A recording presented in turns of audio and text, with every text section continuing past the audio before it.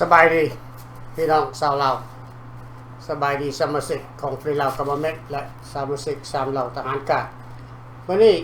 เป็นวันพฤหัสวันที่10 เมษายน 2025พบกันตามเดิมในประเด็นการเมืองวันนี้ข้าพเจ้ามีอยู่ 2-3 ประเด็นจะมาเสนอต่อในรายการของพวกเขาให้พ่อแม่พี่น้องคนลาวได้เข้าใจในการทำงานของรัฐบาลอเมริกาเนาะได้เป็นเวลา3 เดือนเข้ามา4 เดือนเข้ามาแล้วพี่น้องข้าพเจ้าเองก็พยายามติดตามและก็ทาเบิ่งสภาพการเปลี่ยนแปลงของสหรัฐอเมริกาจะคืบหน้าหรือว่าก้าวหน้าไปในทิศทางใดแต่เมื่อนี้ข้าพเจ้าจะมาบอกให้พ่อแม่พี่น้องคนลาวเขาพวกเขาได้เข้าใจนำกันว่า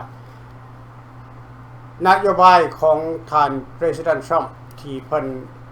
ขึ้นภาษีทั่วโลก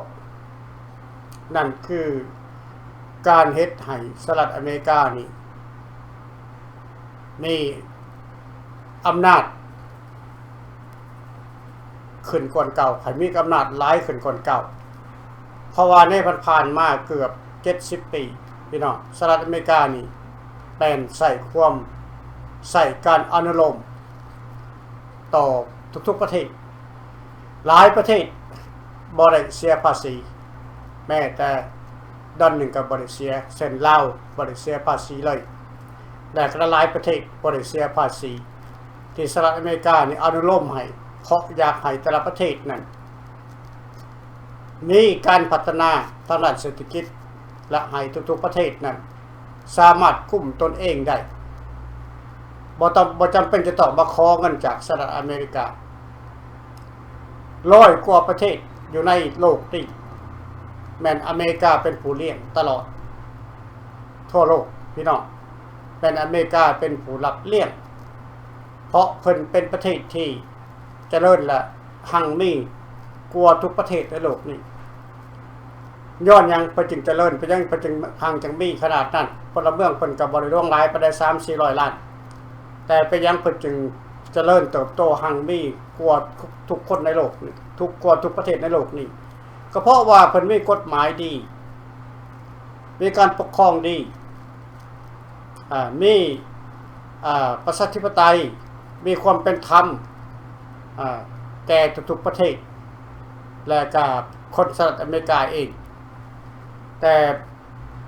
สุดท้ายมาท่าน President Trump เพิ่นก็เห็นว่าที่มันผ่านมาที่สหรัฐอเมริกานี่ให้ความสะดวกแก่ทุกๆประเทศนั้นให้ไปพัฒนาสร้างสาประเทศศาสตร์ของตนเองนั้นมันบ่ได้ผลเพราะรัฐบาลแต่ละประเทศบ่ปฏิบัติตามกฎหรือว่านโยบายขององค์การตลาดโลกของสหรัฐอเมริกาข้าพเจ้าคิดว่าท่าน President Trump เพิ่นเฮ็ดขึ้นมาในขึ้นภาษีทุกๆประเทศนั่นข้าพเจ้าว่าถูกต้องแล้วแต่ในประเทศอื่นข้าพเจ้าบ่เข้าใจแต่ข้าพเจ้าเข้าใจว่าในประเทศลาวของพวกเขานะในประเทศลาวของพวกเขาสมควรแล้วที่ท่าน President Trump เพิ่นขึ้นภาษีของประเทศลาวพร้อมด้วยครับทุกๆประเทศแม้แต่ว่าประเทศลาวบ่มีการผลิตส่งออกหรือว่าส่งเข้าอเมริกาแม้แต่ดอลลาร์นึงแต่เพิ่นก็ฮู้ว่าประเทศในแลมอินโดจีนนี่ในประเทศใดประเทศหนึ่งนี่อาจจะใช้เล่คนแล้วไปเอาสินค้าของตนเองนั้นส่งเข้าไปในลาวแล้วเฮ็ด made from ลาวแล้วก็ส่งออกมานอกส่งเข้ามาอเมริกาเพื่อหลีกภาษีนี่คือต้นเหตุที่เพิ่นขึ้นภาษีลาวและอีกอย่างนึงข้าพเจ้าก็ได้ยื่นคำร้องไปหาเพิ่นบางเดือนกว่าในการแซงชั่นลาวการที่ข้าพเจ้าได้ส่งจดคำร้องไปหาท่าน President Trump หรือว่าท่านโจไบเดนในเมื่อก่อนมีการแซงชั่นลาวมีการคอมบาตลาวเพราะลาวนั้นเป็นประเทศที่บ่มีกฎหมายคุ้มครองประเทศลาวเป็นประเทศ เถื่อนที่ให้ประเทศที่ให้เวียดนามที่ให้จีนแดงและหลายๆชาติเข้ามาหาผลประโยชน์ในประเทศเราซึ่งประชาชนลาวบ่ได้ถูกปกป้องบ่ได้ปกป้องจากรัฐบาลและบ่ได้การช่วยเหลือจากรัฐบาลพระเจ้าก็ได้รายงานไปเรื่อยๆอยู่แล้วก็ครั้งสุดท้ายเรื่องกวนๆครับพระเจ้าก็ได้ส่งไปอีกเกี่ยวกับการคว่ำบาตรลาวแต่ถึงว่าเพิ่นบ่คว่ำบาตรแต่เพิ่นขึ้นภาษีอันนี้ก็เป็นการดีเพราะบ่ให้ประเทศอื่นๆมาช่วยโอกาสเอาสินค้านั้นปลอมแปลงส่งเข้ามาในอเมริกาโดยใส่ภาษีลาวถ้าลาวบ่ได้เสียภาษีอันนี้คือความเห็นของท่าน President Trump แล้วบัดนี้คันเว้าถึงนโยบายของเวียดนามที่จะกืนกินเหล้าในอนาคตนั้นข้าพเจ้าก็ได้ยืนมาตลอดถึงท่าน President Trump จะเริ่มแรกในเทอมตะบิดฮอกวันแล้วก็ต่อมาก็ส่งให้ท่านโจไบเดน President Joe Biden แล้วก็ส่งให้ท่าน President Trump อีกในสุดนี้การที่เวียดนามมีโครงการหรือว่ามีนโยบายที่จะกืนกินเหล้าเพื่อจะเอาประเทศเราทั้งประเทศขึ้นเป็นเวียดนามเหตุผลก็คือเวียดนามต้องการแพร่ขยายก็แก้ขยายแพร่ขยายอิทธิพลให้เติบโตขึ้นอยู่ในแคว้นเวียดนามกับเราเพราะว่าเวียดนามมีคนล้นแผ่นดินแล้วเพราะประเทศเวียดนามกับประเทศลาวก็บ่ได้ใหญ่เลื่อนกันพอเท่าใดแต่มีพลเมืองเป็น100 กว่าล้านลาวแท้ๆมีแต่แค่บ่เกิน3 ล้านอยู่ในประเทศลาวฉะนั้นแล้วเวียดนามจึงตั้งใจอยากจะกืนกินลาวโดยใช้วิธีการเมืองเข้ามาแทรกแซงใส่อำนาจของรัฐบาลแก้วลาวเป็นผู้พาพื้นกฎหมายของสหประชาชาติเพื่อให้เวียดนามมีโอกาสจะยึดเอาลาวในอนาคตแล้วก็บ่มีแต่แค่นั้นอีกเพราะว่าเวียดนามต้องการขยายแผ่นดินให้กว้างเท่าที่จะกว้างได้เพราะเวียดนามนี่100 ล้านคนนี่มีอำนาจพอที่จะพาพื้นกฎหมายของการสร้างประชาชาติและมีอำนาจพอที่จะเข้าหุกขั้นประเทศใดประเทศหนึ่งอยู่ในดินต่อแผ่นกับเราในอนาคตพี่น้องพวกท่านอาจจะคิดว่ามันเป็นไปบ่ได้ดอกทุกอย่างเป็นไปได้พี่น้องการที่เวียดนามจะยึดเอาประเทศนั้นประเทศนี้ขึ้นไปเป็นประเทศเขานี่เขาบ่ได้มาบอกเขาบ่ได้มาบอกคนชาติลาวบอกหรือว่าคนชาติใดก็ดีว่าขอจะยึดเอาประเทศเจ้าเด้อเขาบอกว่าเขาใส่แผนล้ำลึกแผนไต่ดินใส่เวลาเป็นร้อยปีในการกืนกินประเทศใดประเทศหนึ่งเพื่อบ่ต้องทำสงครามบ่ต้องเฮ็ดสงครามพี่น้องถ้าเมื่อใดเวียดนามยึดประเทศลาวเป็นทางกฎหมายขึ้นเป็นเวียดนามให้ถูกต้องตามกฎหมายคนลาวจะไปอยู่ไสคนลาวบ่มีมองไปนอกจากประเทศเพื่อนบ้านคือประเทศไทยและประเทศไทยก็บ่สามารถจะรับคนลาวทั้งประเทศได้ฉะนั้นคนลาวที่เหลือตกค้างอยู่ในประเทศลาวนี่จะต้องกลายเป็นขาทาสของแก้วแดงอย่าลืมว่าประเทศลาวนั่นเป็นประเทศที่ลึกลับเป็นประเทศที่ปิดหูปิดตา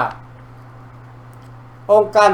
สากลโลกบ่สามารถจะเข้าไปช่วยเหลือได้คิดบ้างว่า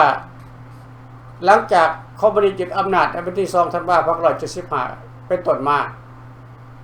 การฆ่าล้างเผ่าพันธุ์การสังหารหมู่ในประเทศเรา9 ปี 10 ปีบ่มีประเทศใดจะสามารถนำเอาปัญหาตัวนี้เข้าไปยื่นต่อองค์การสหประชาชาติได้เท่าทุกวันนี้ก็ยังบ่มีใครสามารถที่จะเอาไปยื่นต่อองค์การสหประชาชาติได้นั่นคือประเทศเลิกหลักที่พวกเขาเจ้ากีดขันองค์การสหประชาชาติบ่ให้เข้าไปมีหูมีตาในประเทศลาวฉะนั้นแล้วถามเมื่อไรแก้วมันต้องการยึดเอาประเทศลาวขึ้นเป็นแก้วให้ถูกต้องตามกฎหมายโดยใส่อำนาจหน้าคูเขียนตีสังหารหมู่ทรมานบีบคั้นให้คนลาวต้องเส้นต้องได้ยินดีขึ้นกับเวียดนามมันก็เป็นไปได้ทุกวันนี้คนลาวเกือบทุกคนแหละในทุกวันนี้นะบอกล้าต่อปากต่อคานกับแก้วแดงบอกล้าต่อปากต่อคานกับจีนแดงแก้วมาคนหนึ่งคนลาว10 คนบอกล้าสู่เขาเจ๊กมาคนหนึ่งลาวมา30 คนบอกล้าสู่เขาย้อนขาดที่พึ่งพี่น้องขาดที่พึ่งถ้าจะไปลุ่มตีผู้หุกขันจะย่านถึกรัฐบาลของตนเองจับไปคุมขังหรือว่าเขียนตีหรือว่าไปทรมานหรือว่าเอาไปสั่งสอนดังนั้นจึงเฮ็ดให้คนลาวทั้งประเทศนี่นะย่านกลัวกับอำนาจของพรรครัฐบ่สามารถจะป้องกันตนเองได้บ่สามารถจะป้องกันครอบครัวตัวเองได้ย่านอำนาจรัฐย่านรัฐนี่อุ้มหายย่านรัฐนี่นำเอาไปประจานเห็นบอกพี่น้องนี่คือเหตุการณ์ที่มันเกิดขึ้นอยู่ในบ้านเฮาเมืองเฮาในประเทศลาวนะและถ้ามันเป็นเวียดนามไปจริงๆแล้วคนลาวจะไปอยู่แบบใดแต่ทุกวันนี้คนลาวยังบ่มีอำนาจได้ทั้งสิ้นอยู่ในประเทศลาวนะถ้าแก้วอยากได้ดินลาวไทยบ้านได้ก็ตามอยากได้ดินไทยบ้านนั่นอยากได้ดินไทยบ้านนี่เขาก็มายึดเอาหลดเจ๊กอยากได้ดินตอนนั้นดินตอนนี้เขาก็มายึดเอาหลดโดยบ่จำเป็นจะต้องแข่งกันและประชาชนก็บ่มีอำนาจที่จะไปต่อปากต่อกันก็ต้องเสียยอมจำนวนเสียที่ดินไปให้พวกม่านของแผ่นดินมันสิแตกต่างอย่างสิไปท่าฮอดให้เวียดนามยึดเอาประเทศลาวเป็นทางการเฮ็ดอย่างทุกวันนี้มันก็ซ้ำกับเขายึดเอาแล้วทุกวันนี้ก็ดีแต่คนลาวเขาบ่สนใจกับเหตุการณ์ที่มันเกิดขึ้นกับพี่น้องป้องป้ายคนลาวด้วยกันคนลาวหันหน้าไปสนใจกับคนศาสตร์อื่นหลายกว่าบ่ได้สนใจกับคนศาสตร์เดียวกันไปสนใจกับคนศาสตร์อื่นหลายกว่าพี่น้องให้เบิ่งเอาตัวอย่างที่ท่าน President Trump เพิ่นได้กล่าวเพิ่นได้ประกาศได้เลยอยู่ว่าคือประเทศกับแมนบนประเทศกับแมนปาเลสไตน์เนี่ยบ่ทันมีประเทศแม้แต่เขาเป็นผู้เกิดก่อนอยู่ในเขตนั้นเกิดก่อนอิสราเอลอีกปาเลสไตน์เนี่ยเกิดก่อนพวกจอร์แดนเกิดก่อนอียิปต์อีกพวกปาเลสไตน์แต่สุดท้ายมาเขาเหลือแผ่นดินแค่แต่เท่าไรกิโลเมตรหนึ่ง1,000 กว่าปีแล้วปาเลสไตน์ยังบ่มีประเทศปาเลสไตน์ยังบ่มีประชาธิปไตยปาเลสไตน์บ่มีอธิปไตยประชาธิปไตยบ่มีอันนั้นเอกราชเพราะบ่มีประเทศถือประเทศนั้นประเทศนี้ ยึดเอาเล็กยึดเอาหน่อยยึดข้างนั้นยึดข้างนี้ยึดไปเรื่อยๆเหลือไปให้น้อยเดียวเท่านั้นก็บ่แตกต่างกันกับประเทศลาวของพวกเขาที่เมื่อก่อนเคยเป็นอาณาจักรล้านสร้างเดี๋ยวนี้เป็นสาธารณรัฐประชาธิปไตยประชาชนลาวอย่าลืมว่าสาธารณรัฐประชาธิปไตยประชาชนลาวนี่มันบ่ได้มีความหมายอันที่นักแน่นเลยพี่น้องมันบ่ได้เป็นประเทศที่มีเอกราชเต็ม 100% ได้สาธารณรัฐเป็นประเทศที่ว่า100ตัวเท่านั้นทุกวันนี้100ตัวไปทุกวันนี้ฉะนั้นเวียดนามจะบ่ให้ลาวนี่มีเอกราชเวียดนามจะบ่ให้ลาวนี่มีประชาธิปไตยเวียดนามจะให้ลาวนี่เป็นสาธารณรัฐไปเรื่อยๆถ้าเมื่อได้ลาวนั่นยังเป็นสาธารณรัฐในทุกวันนี้เหมือนทุกวันนี้ลาวก็จะเป็นเครื่องมือของแก้วในการหับใส่แก้วแดงต้องการอยากใส่ไปเฮ็ดหยังก็ต้องได้ไปใส่ไปทำหยังก็ต้องได้ทำแก้วแดงจะใส่พื้นแผ่นดินลาวเป็นสงครามในอนาคตที่จะแผ่ขยายอำนาจเข้าสู่ประเทศเพื่อนบ้านลาวของพวกเขาสิ่งที่จะเกิดขึ้นกับคนลาวก็คือความตายพี่น้องฉะนั้นแล้วคันตาเฮาบ่สดลุกขึ้นมาช่วยกันแก้ไขปัญหาทุกก่อนมันจะเกิดขึ้นนี่เฮาจะมีโอกาสรอดได้เพราะลาวยังเป็นลาวอยู่เมื่อได้เฮาพากันฮือฟื้นสติสัญญาเวียงจันทน์ขึ้นมาเอาความเป็นลาวเนี่ยมายืนต่อองค์การสหประชาชาติให้เพิ่นรู้จักว่าประเทศลาวนี่ถูกแก้วยึดอำนาจไปแต่ปี1975พุ่นและรัฐบาลอยู่ในทุกวันนี้ก็เป็นรัฐบาลแก้วบ่แม่นรัฐบาลลาวซึ่งใส่ชื่อเสียงคนลาวเป็นรัฐบาลตั้งหน้าแก้วเท่านั้นและใครจะไปบอกต่อองค์การสหประชาชาติแล้วนี่ก็แม่นลาวของพวกเฮาบ่แม่นลาวแก้วของทองรุ่นใดบ่แม่นลาวแก้วของซ้อนไส้ใดแกพวกนี้บ่แม่นลาวใดเขาบ่ไปยืนต่อองค์การสหประชาชาติใดเพราะเขามีอำนาจมีหน้าที่คือหับใส่แก้วให้เข้าใจนั้นพี่น้องฉะนั้นแล้วลาวเฮาอยู่ไสลาวเฮาก็คือลาวเฮานี่แหละพี่น้องชาติลาวเฮานี่แหละมีอยู่2ชนเผ่าบ่แม่น3ชนเผ่าพี่น้องให้เข้าใจเด้อลาวแท้ๆเนี่ยคือลาวชนเผ่าที่เขามาอยู่นั่นก็มี2ชนเผ่าคือชนเผ่าลาวเทิงแล้วก็ลาวสูงลาวเป็นชนชาติบ่แม่นชนเผ่าลาวคือชนชาติบ่แม่นชนเผ่าคนลาวต้องจำขึ้นใจว่าลาวคือลาวบ่แม่นชนเผ่า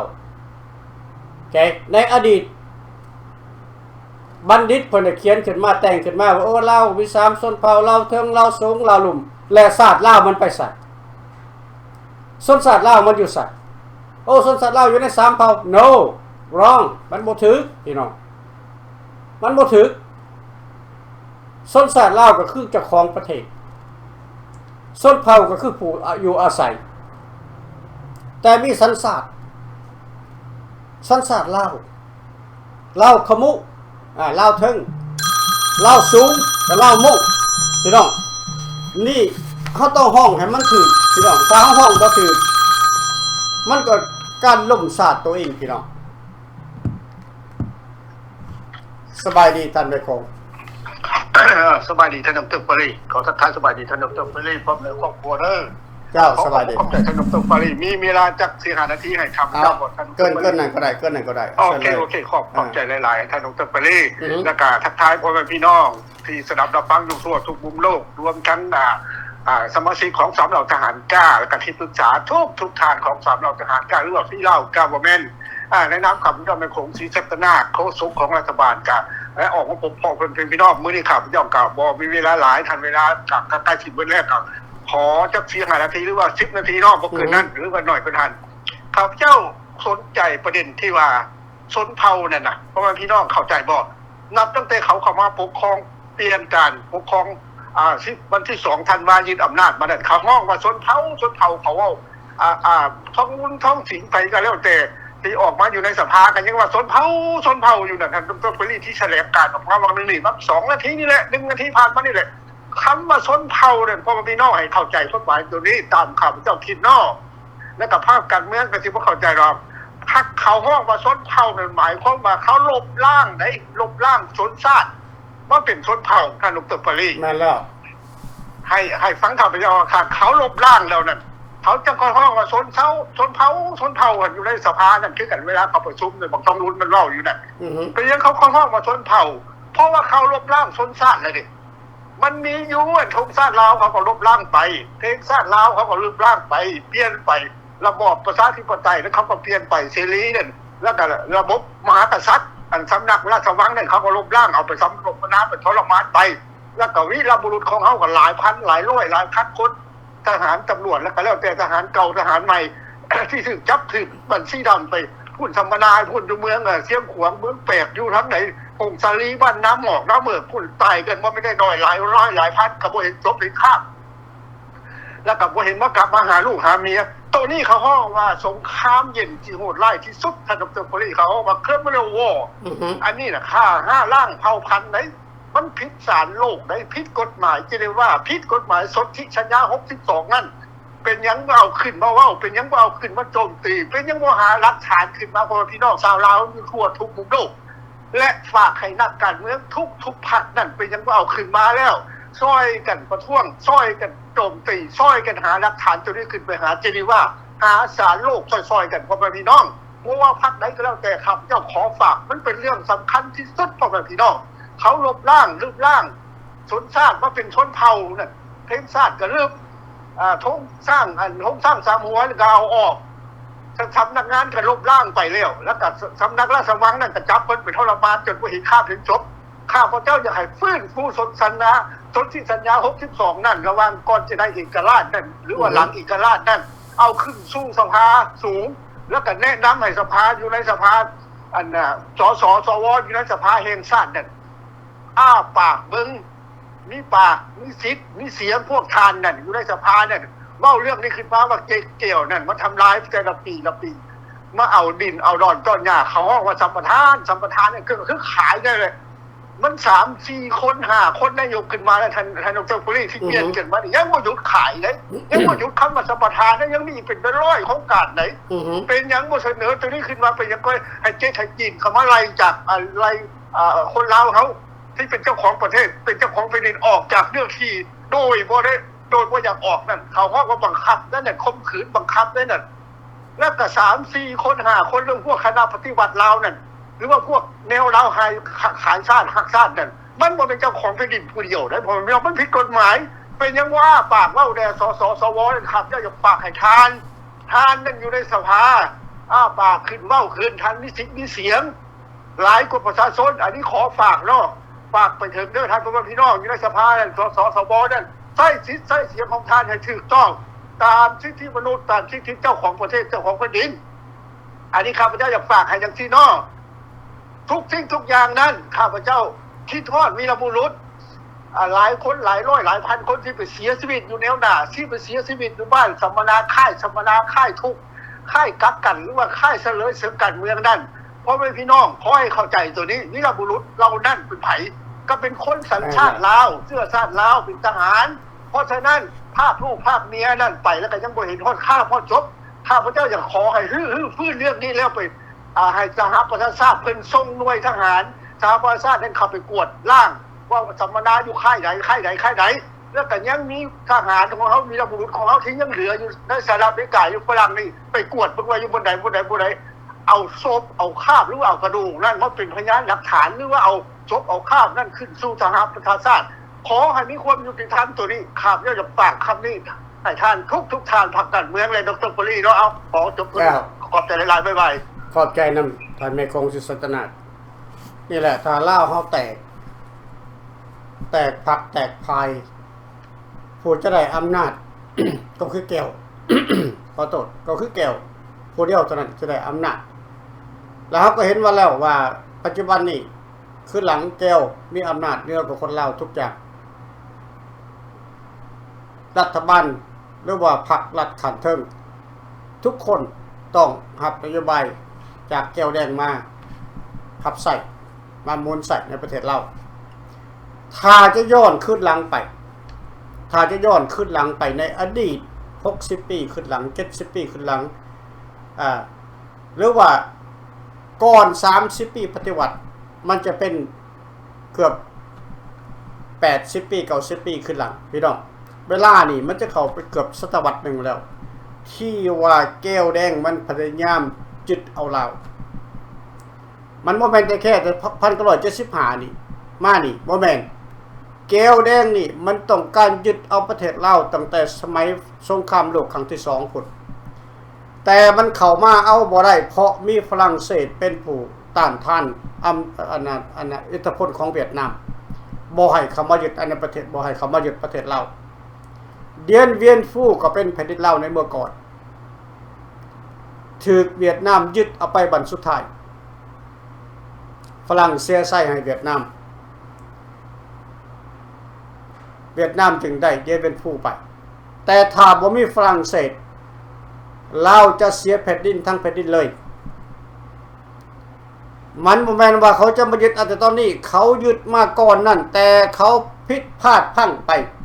เพราะฝรั่งเศสเข้ามา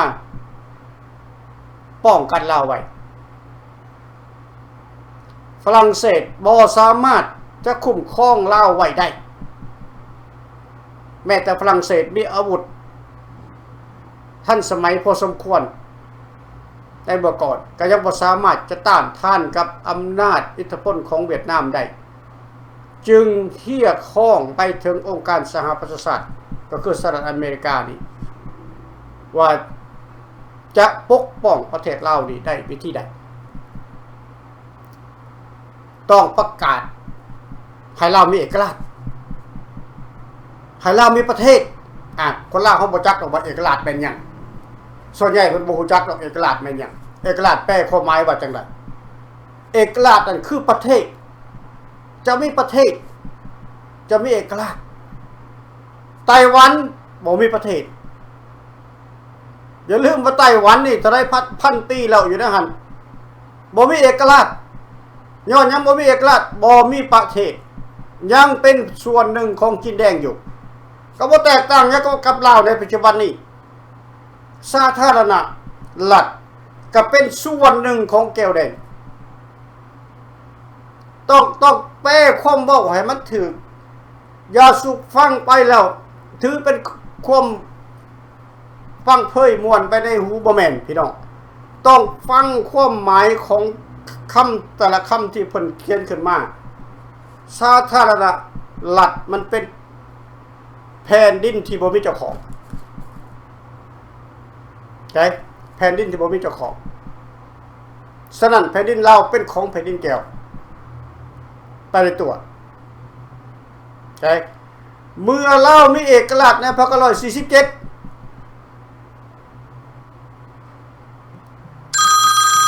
ลาวบ่สามารถจะคุ้มครองประเทศตัวเองได้พี่น้องขออนุญาตสบายดีท่านนายพลสบายดีท่านปารีสบายดีได้ยินดีเนาะได้ยินดีซะเลยมื้อนี้ก็ขอแสดงความนับถือท่านปารีขอแสดงความนับถือและฮักแพงท่านนายพลสุดใจที่ผู้ที่ปรึกษาสูงสุดของ3เหล่าทหารกล้าสำหรับมื้อนี้ข้าพเจ้าก็ออกมาเล็กน้อยเพื่อทักทายกับ3เหล่าทหารกล้าของพวกเราขอบใจขนาดทหารกล้าของพวกเรานี่ทุกคนข้าพเจ้าก็ขอเรียกร้องให้ทุกคนพวกที่ท่านนายพลทั้งหลายนั่นให้ออกมาเว้ามาว่าซอยกันให้โทรหากันติดต่อหากันมันระยะนี้มันคือเงียบแท้ข้าพเจ้าโทรผู้เดียวมันก็บ่ไหวได้ อือฮึ นายร้อยนายพันก็มีขอเชิญในติดต่อหากันเว้ากันลมกันแดเพื่อให้มีกำลังใจแก่ฐานกาของเราทุกๆคนฉะนั้นข้าพเจ้าขอเรียกร้องทุกท่านให้ติดต่อหากันให้โทรหาผู้นั้นผู้นี้ว่าท่านที่ปรึกษาทั้งหลายก็ให้โทรหาลูกน้องแน่ไปก็ดีเพราะว่าการต่อสู้เนี่ยเอามันเงียบเอาเพราะว่าทุกคนต้องเข้มแข็งในการต่อสู้นี่นะเพราะว่าพวกเขานี่ถึงเวลาแล้วทุกสิ่งทุกอย่างพร้อมแล้วเขาต้องต่อสู้แม่นแล้วแม่นแล้ว ต้องต่อสู้เอาบ่มีหนีหน้ามันฉะนั้นจะว่าจะให้ติดต่อหากันทุกคนการจะสู้ให้จะสู้เว้าซะเรื่องการต่อสู้นี่ให้ออกมาโซหน้าโลดยกตัวอย่างโซซื้อแบบข้าพเจ้านี่ข้าพเจ้าบ่ย่านหัวมันเรื่องคอมมิวนิสต์นี่น่ะแล้วมันก็พร้อมเอาหมดแล้วเดี๋ยวนี้น่ะประชาชนบุยบอนอยู่บ่อนจังบ่อนอาศัยล่ะพวกท่านก็ควรเห็นที่สถานการณ์อยู่เมืองลาวคู่มือนี่เกิดเป็นมือมีแต่มาไถเอาดินเอาให้เอานาของประชาชนพวกเจ้าอยู่จังไดเดี๋ยวนี้จะบ่เห็นลูกออกมาต่อสู้นำกันทางพรรคการเมืองต่างๆข้าพเจ้าก็อยากเห็นนั่นผู้กล้าหาญผู้ว่าเป็นนักการเมืองผู้มีความรู้นั่นออกมาโซหน้าพร้อมกันถ้าบ่ดังนั้นเฮ็ดได้เขาสิสละศัตรู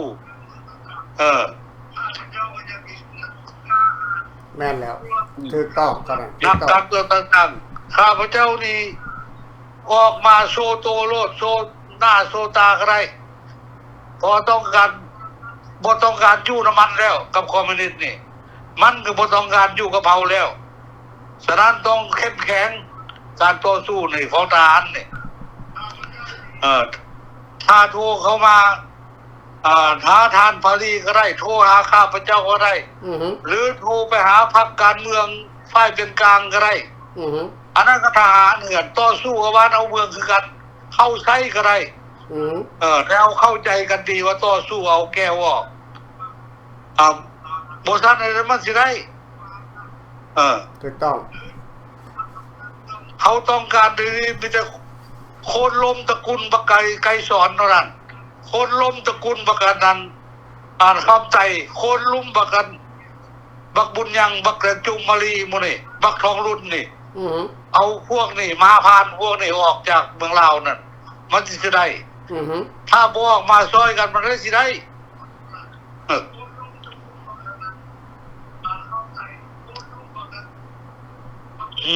โอเคฉะนั้นข้าพเจ้าก็ขอเรียกร้องไปถึงอาจารย์ประชาชนลาวทั้งหลายที่อยู่ในประเทศเรียกร้องสายนุ่มทุกคนเอาวิธีใดก็เอามันกำมันโลดบ่ซั่นพวกเจ้ามันสิเป็นบุยบนอยู่แล้วเดี๋ยวนี้ล่ะเขาถือค้อนอันที่ทับหัวออกจากดินเจ้าของก็จะยอมจีนผู้เดียวตำรวจก็ไปยืนคัดแอวเบิ่งเห็นไหมมันสิเป็นบ้านเป็นเมืองได้แบบนี้น่ะฉะนั้นขอเรียกร้องให้คนลาวหมดทุกคนอยู่เมืองลาวนั่นน่ะขอเรียกร้องให้ผู้แทนประจำแข่งต่างๆนั่นให้ปลุกปั้นประชาชนขึ้นพวกเจ้าจะเป็นขี้ข้ามาพานพวกแก้วแดงอยู่หั่นบ่คนลาวเอาน่ะเล็กๆเด็กน้อยมีวิธีใดทับหัวมันโลดฆ่ามันโลดแก้วกับเจ็ดนั่นหนทางบุยบอนอยู่เลยนี่น่ะบุยบอนไปเดินบ่ได้ล่ะมีแต่รถเจ็ดรถแก้วคัน100แม็กทุนบ่แม่นน้อยธรรมดาใต้หนทางอยู่ใต้ไฮเวย์เจ้านั่นสร้างไฮเวย์มันเป็นตะอยู่มันเป็นตะแล่นอยู่บ่คู่มือนี่มันพังหมดแล้ว มันหมดแล้วหนทางนั่นรถกองกันไปแถวขึ้นภูบ่ได้ขึ้นโนนบ่ได้นี่แต่ขี้ต้มนี่แต่คุ้มฉะนั้นขอให้ทุกคนในเมืองลาวพร้อมใจกัน พวกเจ้าจะบอนเบื่อบอนอิ่มบ่ลัทธิอันนี้น่ะ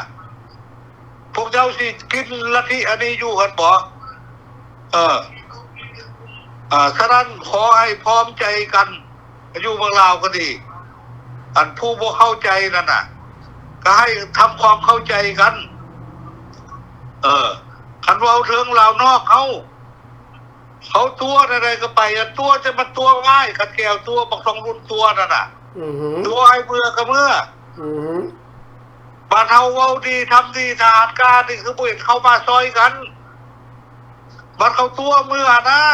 หอบเงินเมื่อให้เขาเดี๋ยวนี้เป็นอะไรล่ะชะตากรรมของพวกท่านน่ะหายสาบสูญพวกที่ไปนั่นหายสาบสูญแหละเดี๋ยวนี้น่ะบ่เห็นไปผู้ออกมาพวกเรานอกเลยก็บ่คิดทำกันจังน้อยบ่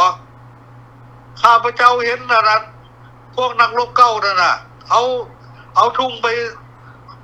ขึ้นอยู่ในรัฐจอร์เจียนั่นน่ะเอาขึ้นร้องเพลงซาดก็บ่ถึกนั่นร้องเพลงซาดก็บ่เป็นซ้ำเอามาว่าสิประกาศการต่อสู้บ่เอาทุ่งขึ้นแล้วกับป้ามันอยู่เสาอ่ะแหละกลับมาเฮือนก็บ่มีหยังบ่มีการต่อสู้ต่อต้านจะได้แม่นนักรบเก่าจะได้นุ่งเครื่องลายสู้แม่นล่ะเอาไปอ้างซื้อไปอวดซื้อบ่เครื่องลายนั่นน่ะเป็นหยังว่าเป็นจังซั่น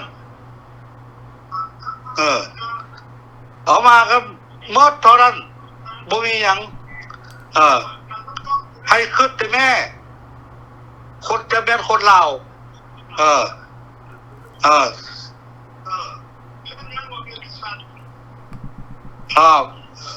ต่อไปข้าพเจ้าก็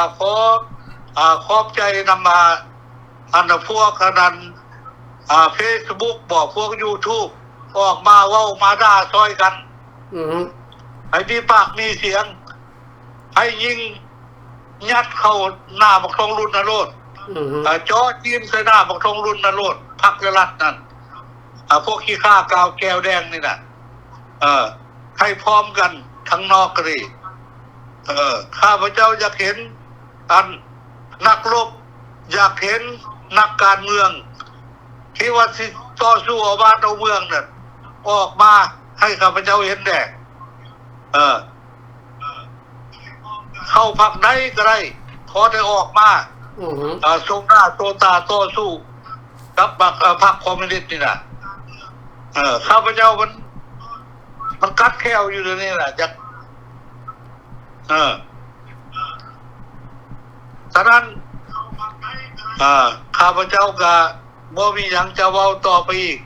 ขอเรียกร้องทุกท่านที่เป็นคนลาวนำกันนั่นบ่มีหยังก็ซอย5ซอย10กันแน่แม่นแล้วเบิ่งพานี่อยู่ใส่ก็จับสิกวดเราโซเดXO บ่เฮนเดอร์ซี่บ่แลมมี่บ่โซกันอยู่พอนก็นั่น$9 $10ก็บ่มาสนับสนุนกันแล้วมันโง่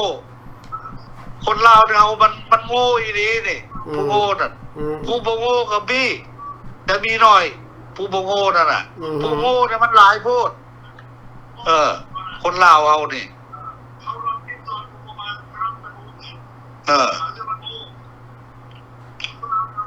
ฉะนั้นล่ะ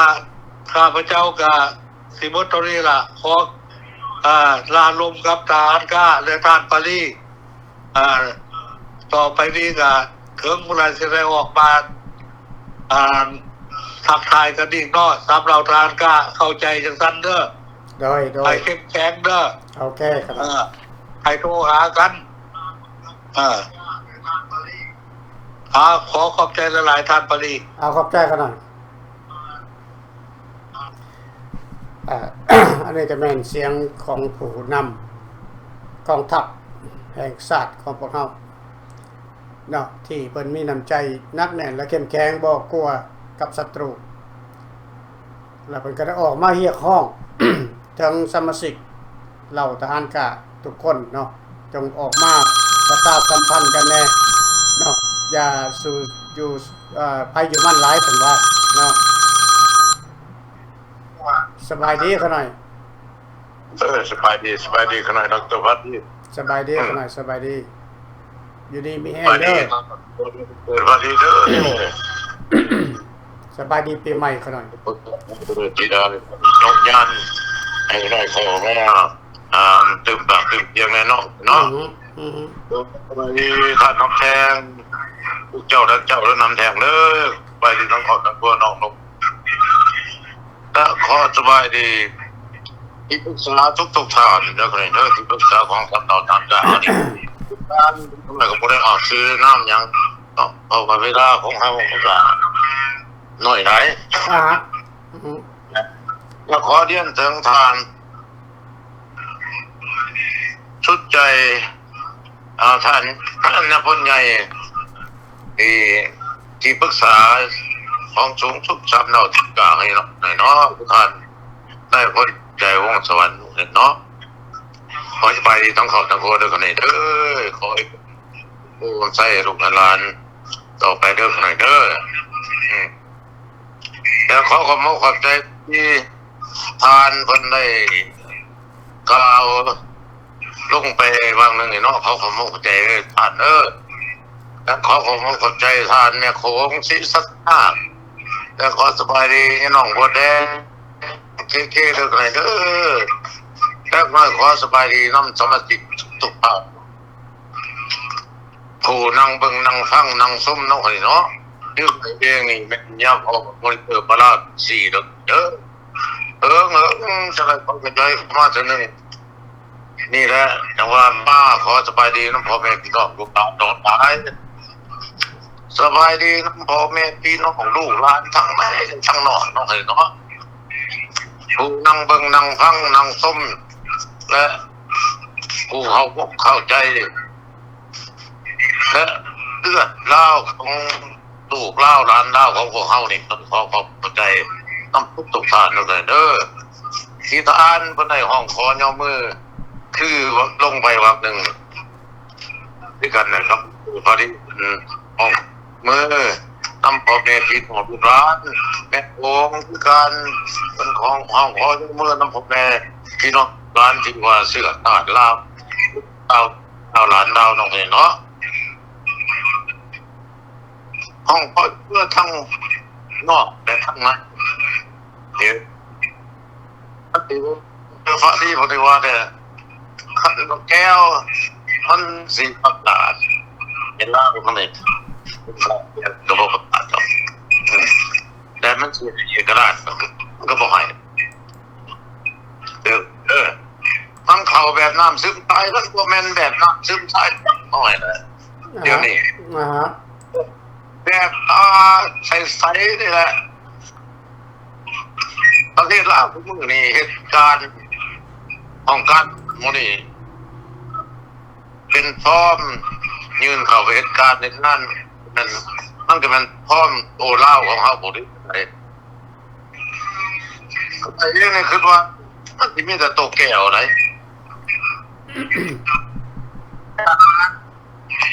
นี่อะไรภาษาแก้วคิดอ่านมาได้เขาแปลได้ร้อยเลยเปิดพันที่นั่นแหละอยู่ในศูนย์กลางเขากับโตแก้วนั่นแหละนี่น่าจะเป็นบอกว่ามันสีโอ้ยมันสีเอาเลยอันใจเย็นๆน้ำซึมใต้โบแมนมันเอาน้ำตาใสๆเนี่ยแหละเอาประเทศลาวนั่นคนอื่นมันเห็นอย่างเจ้าว่าเจ้าที่บอกหูซึกมันบอกมันไหนเรียนภาษาเวียดเรียนภาษาเวียดเรียนภาษาแก้วอันนี้อันเจ้าเรียนไปเบิดแล้วกันภาษาลาวจะมีบอกเดี๋ยวนี้มีอยู่ภาษาปากตัวหนังสือเจ้ามีบ่ที่บ่มีก็ปล่อยว่าขนาด50 ปีพุ่นนั่นนี่ต้องศตวรรษเนาะแล้วก็ผมจะใส่ตัวดาวสำหรับพร้อมยืนหัดนี่คือว่าที่ใส่ตัวแก้วนี่ไปเข้าการเขางานวันไหนเขาบ่ได้พระตาแก้วบ่ได้พระชาติเขาบ่ได้เอาได้ อันนี้แหละมันบ่ได้แม่นมันเอาปุ๊บแทงมือตาหลุดโลกเอาไปเอาเจ้าแล้วคนเจ้าครับความคิดชุดเนี่ยชุดสมองชุดความคิดเนี่ยอยู่ในบ้านในเมืองว่านั่งกินข้าวซื่อบางคนก็จมอยากไอ้สั้นยอดพี่น้องลูกหลานนะเจ้าอยู่ไหนพี่น้องลูกหลานเจ้าเมื่อหลุดไปทั่วไปตัวพอที่ลายสั้นที่ลายหมดแล้วนี่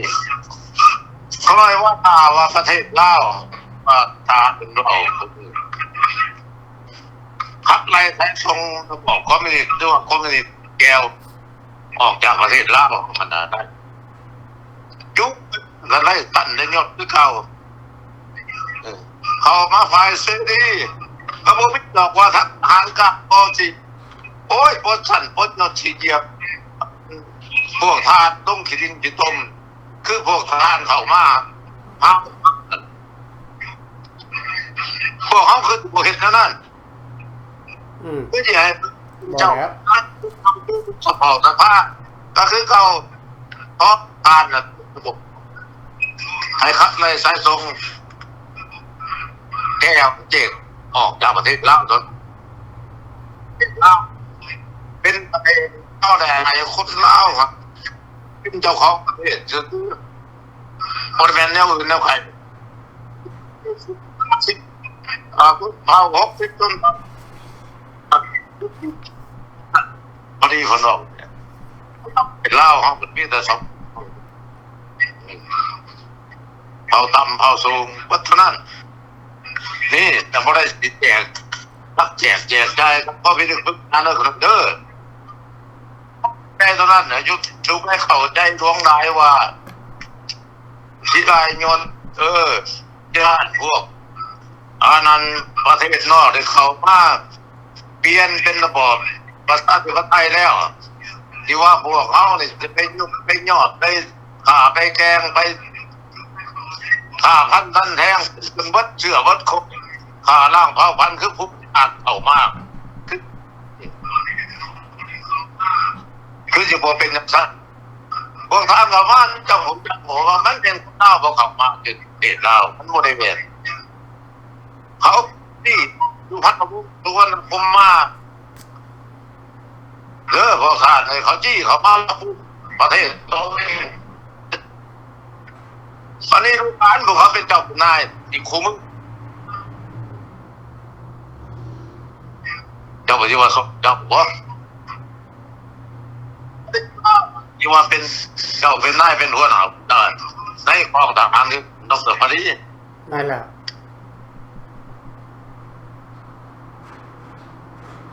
โอ้โหอีโน่อีนี่เพียงเขาจะพูดจาก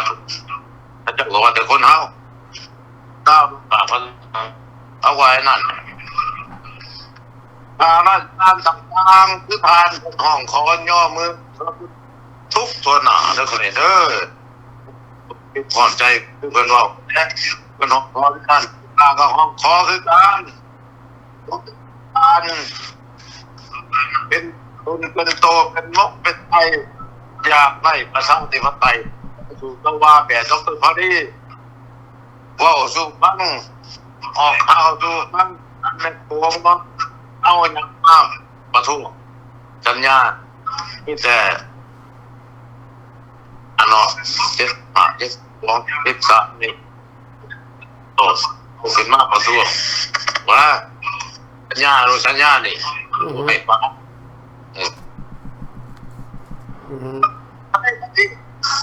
เจ้าวันที่ว่าจะจะไปได้ภาษาที่เขาว่าคือเพิ่งที่มีแต่100กับที่มีแต่เต้าตอนนั้นไอ้ดร.พอดีเลยนั่นแล้วขนาดคือแล้วไอ้โบราณ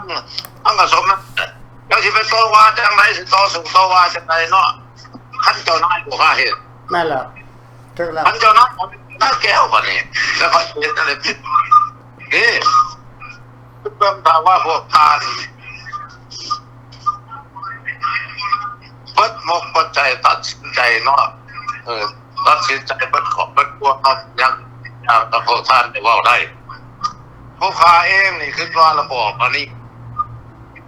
เห็นบอกเขาว่าจัดให้แน่ที่สุดพอดีจัดให้แน่ก็ระบบพวกเขาระบบพวกเขาว่าระบบเมื่อยยี่เป็นผู้ชายระบบเพิ่นนี่มันระบบมันระบบเราเป็นที่นั่นแหละไอ้พวกเด็กนี่โอ้ยนอกวิตาโปก็เจ้าคนทุกต้องพุ่งกินลายไตหมดบริกินตายอยู่ตายอย่างมันนั่นน่ะที่อยู่ว่าเจ้ากินหลวงกินได้พุ่งจนต่อตัวอย่าสุเปว่าคันแนวนั้นนั่นสิว่าหรือว่านี่แหละคันสิว่าสิเอียงเข้ามาหาอเมริกาบ่หรือว่าเอียงเข้ามาหาระบบความมีระบบเสรีประชาธิปไตยนี่เห็นหมอแก้วมันเอาแก้วออกมันคือเพราะแก้วมันเหยียบเข้ามาหาอเมริกานี่เกือบครึ่งเดือนนี้ที่จนมีอันนั้นพอแน่มาทางมันมีทุกบ้านการเมืองของมันกินดีทั้งทุกด้านเห็นไหมมันจังที่ให้เจ้าเขาร้อยเข้ามาได้อันนี้มันพบจุดตายอย่างนี้ที่ใช้คนดาวเขาก็รู้จักเนาะคนดาวเนี่ยมักง่ายแต่เป็นอย่างมักง่ายต้องได้ยากทานเลยเป็นคอยมุกขันที่เป็นนายที่เป็นอะไรเป็นอะไรเพียงเป็นแล้วรับบ่ได้ยังก็บ่ได้เรียนพวกปริญญาติปริญญาโตปริญญาเอกจะบ่ได้โอ้ท่านคือตรงนั้นเขาก็บ่เข้าใจหลายเด้อท่านผู้แล้วห้องขอทุกหมู่ทุกกองต้องให้โทษมาด้วยว่าโทรหากันทุกท่านเนาะเลยเนาะเด็กโทรมานะยังพอไม่เจอรุ่นซีนี่บอกโดดเลขโทรเขาได้ก็ส่งให้วัตถุทานแล้วมาโดด422228 61นี่ของยังพอไม่เจอพระรุ่นซีรัฐวายุตันเนาะนี่ติดต่อจากโทรถามนั่นแหละท่านโมโทรเขาเคยตอนนี้โมได้โทรมาหาผู้ขายเองเรื่องไหนเด้อไม่ว่าที่ปรึกษาต่างๆที่บริการสามนอสังกัดเอานี่พี่เราบริรอมานี่3ท่านที่ว่าผู้บริหารนอกเลยเนาะผู้บริหารของสามนอสังกัดเอานี่ทั้ง3ท่านในการสิเขามกใจเนาะผมมกใจผมใจละลายพ่อแม่พี่น้องประชาชนบ้านทั้งในและทั้งนอกแล้วก็บอกได้อยู่ดีกินดีอยู่ดีแง่งผู้ข่าวขอผ่าความหวังไว้นั่นถูกต้องอันของดาวของคนดาวนี่เนาะคนเนาะแล้วเขามองเข้าใจได้ดร.ปฏิวัติเลยขอบใจขนาดแง่งก็ให้มีแต่ความกายสบายใจทั้งครัวทั้งคนอายุยืนอย่าเป็นไปบ้านเส้นพรป่าเป็นที่เราแล้วก็เลยอย่าได้ทุกข์ใจอย่าได้มองว่าใช้ห้องคือพระจันทร์อยู่กับป่าจังเลยสาธุขนาดสาธุ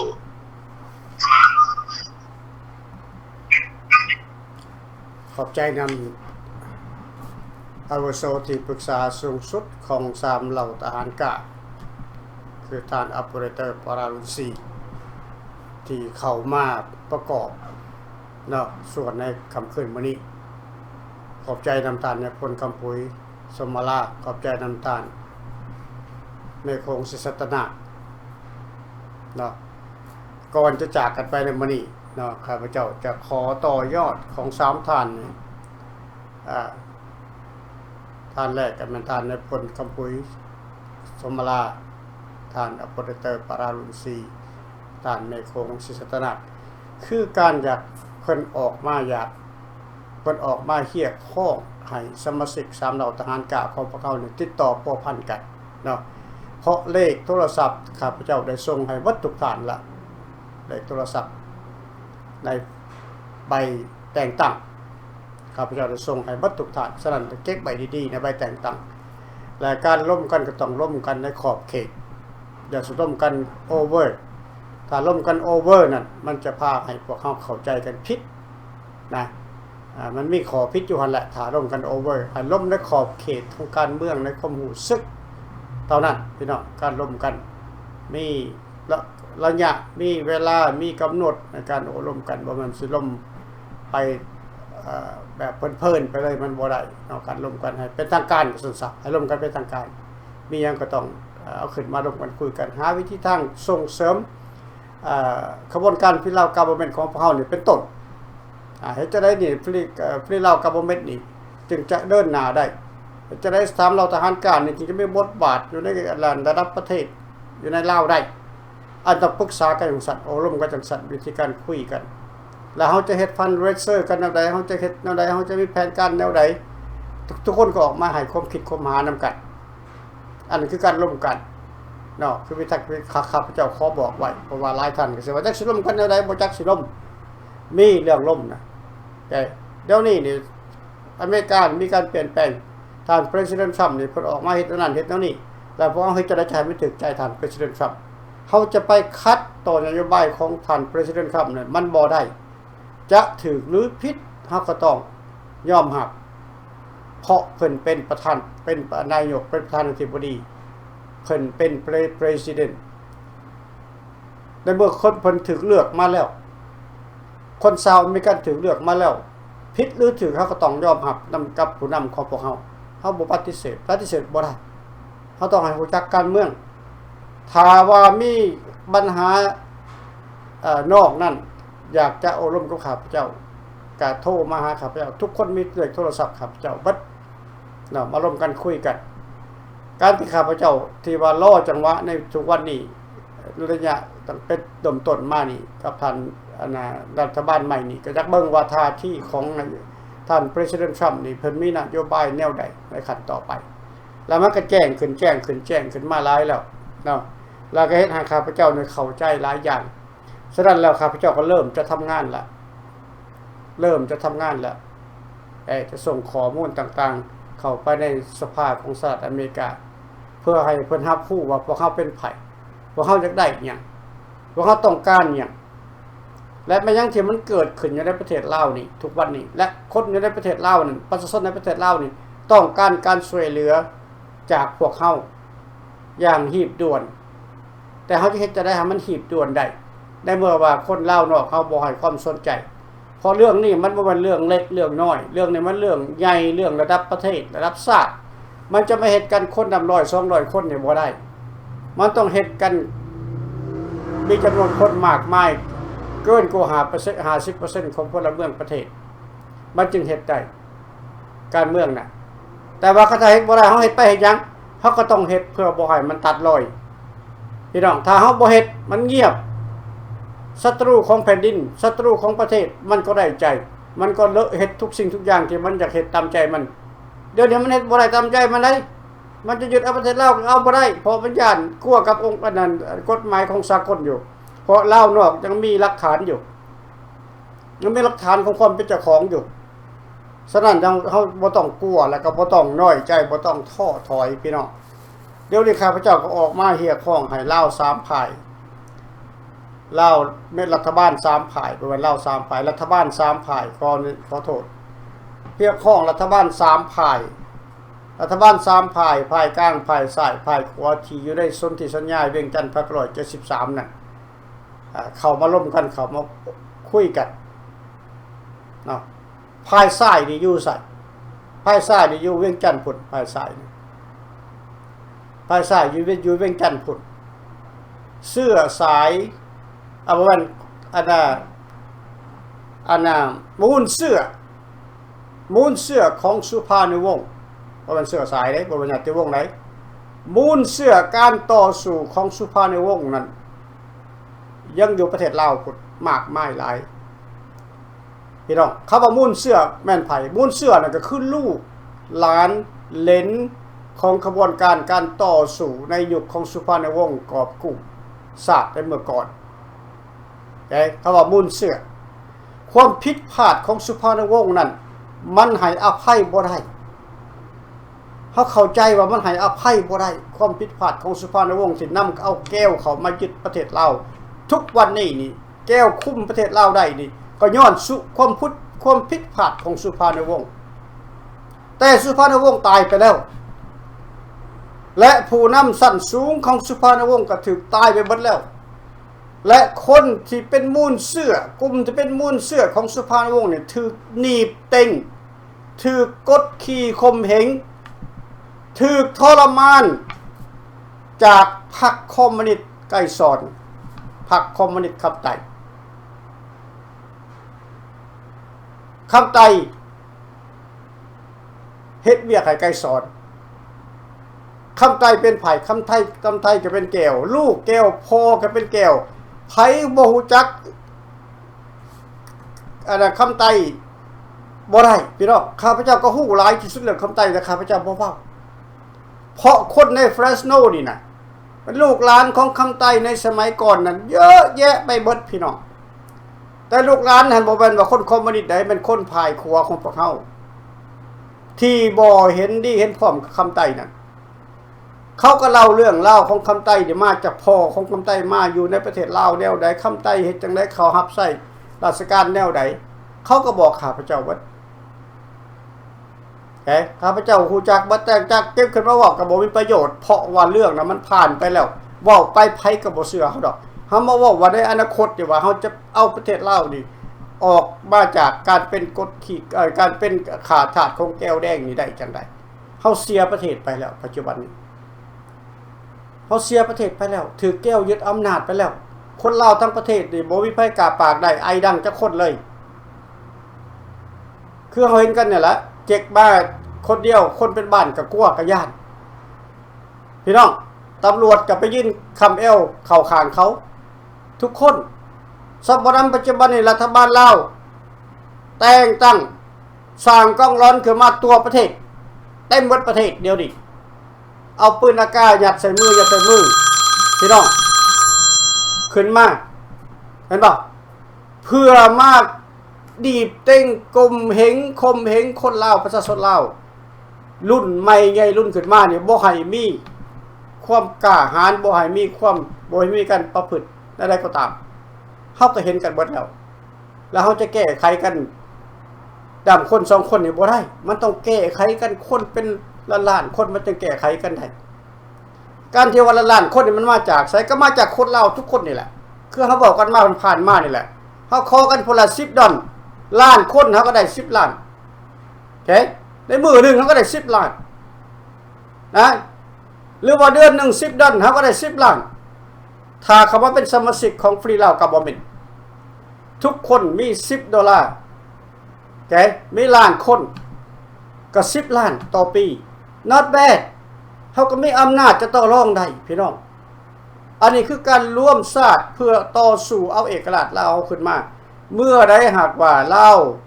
ล่มสลายไปจริงๆพี่น้องลาวจะบ่มีแผ่นดินอยู่ลาวยังแผ่นดินยังแค่แต่อ้อมมือในปัจจุบันนี้และจะเสียให้แก้วไปในเมื่อใดเฮาก็บ่ทราบฉะนั้นแล้วเฮาจึงเรียกร้องให้ลาว3พายนี่ลุกขึ้นมาต่อสู้นำกันพายซ้ายต้องลุกขึ้นอยู่ในประเทศลาวลุกขึ้นต่อสู้จะเฮ็ดประกาศจังได๋ก็ได้ลุกขึ้นต่อสู้กับอำนาจของแก้วแดงอยู่ในประเทศลาวพายขออนุญาตพายกลางกับพายขวาอยู่ต่างประเทศจะส่งเสริมทางด้านเศรษฐกิจและต้นทุนต่างๆขอให้มันเกิดซะก่อนขอขอบใจน้องนะครับขึ้นมานี่การปีใหม่ลาวจะเข้ามาถึงแล้วในปีหน้าในเดือนหน้านี้ในวันที่หน้าขอถึงในอาทิตย์หน้าก็ได้เนาะก็คือจะมาพบกันอีกครั้งนึงคันว่ากระถาบาจังได๋ก็อวยพรไปก่อนลงหน้าก็ได้เนาะขอให้ทุกคนจงมีแต่ความสุขกายสบายใจและคิดสิ่งใดขอให้ได้สมหวังสมปรารถนาสาธุก็ได้พบกันใหม่ในบางที่มื้ออื่นเนาะคันว่าบ่ค่าบ่จำเป็นก็จะเข้ามาอีกมื้ออื่นขอขอบใจนำทุกท่าน อาหารปราบมารแก้วแดงคุณสา